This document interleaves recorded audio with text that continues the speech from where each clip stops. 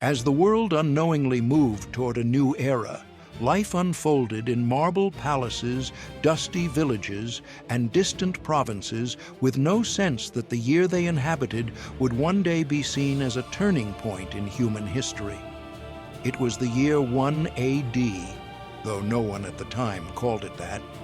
There were no universal calendars, no awareness of a beginning. Only empires, ancient gods, and peoples struggling to survive under the weight of power and oblivion. This is a portrait of a vanished world, one that laid the foundations of our own, yet whose everyday reality is rarely told. What did it mean to wake up in the year 1 AD, whether under Roman rule, along the Nile, or beyond the edges of what Rome considered civilization? To understand who we are today, we must return to that distant time and walk through its shadows. Join me on this immersive journey as we explore the heart of the Roman Empire, witness the daily lives of its citizens and slaves, travel down the Nile in Roman Egypt, uncover the beliefs that shaped the ancient mind, and give voice to the forgotten peoples left outside the written record. But before we begin, I'd like to ask you to leave a like and subscribe so this family can keep growing. Hello, curious minds. Get ready. This is going to change the way you see the past. Welcome to Discovered History. In the year 1 AD, the known world was dominated by a single superpower, the Roman Empire. Augustus, who had taken absolute control in 27 BC, ruled a territory stretching from Britain to the Syrian desert, from the Danube to North Africa. More than 60 million people lived under Roman law, many without ever seeing the city that shaped their fate. Rome was more than a city. It was an idea, an order enforced by legions, roads, laws, and taxes. Over 1 million people lived in the capital, a place of stark contrasts. The elite enjoyed villas decorated with frescoes, mosaics, and imported marble, while most residents lived in insulae, multi-story apartment blocks made of wood and brick, prone to fires and collapses. Built quickly to maximize rent, they rarely met safety standards. The higher the floor, the cheaper, and the more dangerous. Noise, smoke, and the stench of waste were constant companions. Urban life was chaotic, risky, and often short. A typical Roman rose at dawn. Privacy, as we understand it, didn't exist. Entire families shared a single room, and much of daily life happened in the streets. Vendors, pack animals, slaves, prostitutes, beggars, and soldiers filled the roads. Cart traffic was restricted during the day, but at night the clatter of wheels and hooves made sleep nearly impossible. Bread and wine formed the basis of the diet, occasionally supplemented with olive oil, cheese, or salted fish. Garum, fermented fish sauce, was everywhere, its pungent smell saturating markets and taverns. Meat was a rare luxury for the poor, usually reserved for festivals or religious sacrifices. Water arrived through aqueducts, one of Rome's greatest engineering feats.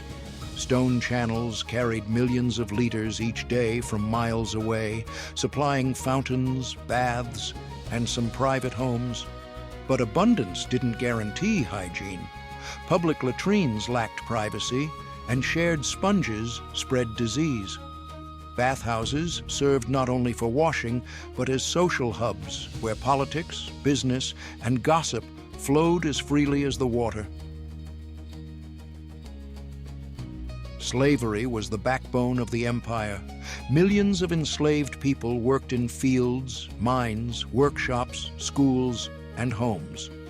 Some educated slaves served as accountants, doctors, or tutors. They had no legal rights, yet manumission offered a path, however limited, to citizenship. Still, the brutality of the system, especially in mines and large estates, meant many lived short, harsh lives. At the top stood Augustus, the first emperor. Though he maintained the facade of a republic, he ruled as an absolute monarch. He controlled the army, finances, and politics, while the Senate held only symbolic power. Under his rule, Rome enjoyed the Pax Romana, a period of relative stability that began in 27 BC and lasted for decades. Borders solidified, trade flourished, and imperial propaganda portrayed Augustus as the guarantor of order and prosperity. But peace came at a price. High taxes, constant surveillance, censorship, and swift repression of rebellion. Rome offered security and grandeur in exchange for absolute obedience. After the defeat of Cleopatra and Mark Antony in 30 BC, Egypt became a province controlled directly by the emperor. The Nile continued to dictate life as it had for millennia. Its annual floods ensured abundant harvests and fed the empire. Alexandria remained one of the world's great cultural centers, where Greek thought, Egyptian tradition, and Roman administration coexisted. Yet intellectual splendor contrasted sharply with the harsh lives of farmers burdened by heavy taxes. Ancient Egyptian gods were still worshipped. Isis, Osiris, and Horus shared temples with statues of deified Roman emperors. Rome didn't destroy religions, it absorbed them. As long as they didn't threaten imperial order, all beliefs were tolerated. In the eastern provinces, Judea was a tense region under fragile Roman control. Its people clung to Judaism and the promise of a Messiah. Around this time, Jesus of Nazareth was born, unknown, unnoticed, without gospels, churches, or Christian empires. Just another child in a troubled province watched by Roman soldiers. Outside, the empire lay a mosaic of cultures Rome viewed with suspicion or disdain. Celts in northern Europe, Germanic tribes beyond the Rhine and Danube, nomadic peoples of the Sahara, and African communities south of the desert lived under very different systems. They lacked aqueducts, amphitheaters, and monumental forums. Many had no writing. Their laws lived in memory, not stone. Their histories were sung, recited, and passed down orally, much of it lost forever. In Africa, caravan routes connected vast regions long before Roman expansion. Gold, salt, ivory, and enslaved people moved across networks linking the Mediterranean to sub-Saharan Africa. Peoples like the Numidians and Garamantes developed desert-adapted agriculture, including underground irrigation systems that astonished Roman engineers. These groups traded, fought, and survived at the empire's margins. Yet in time, these same peoples would inherit, transform, and ultimately outlive the empire that dismissed them. Life in the year 1 AD was short. Average life expectancy hovered around 30 years, largely due to high infant mortality. Disease was common, and medicine, advanced for its time, was based on flawed theories. A minor infection could be fatal. Death was ever present, giving funerary rituals deep meaning. Yet even in this harsh world, people loved, laughed, and dreamed. They celebrated festivals, told stories, and looked to the sky for answers. They didn't know they lived at the threshold of a new era, but their actions, beliefs, and struggles shaped the future. The year 1 AD was not aware of itself. No celebrations, no proclamations, no universal prophecies. Just another year in humanity's long story.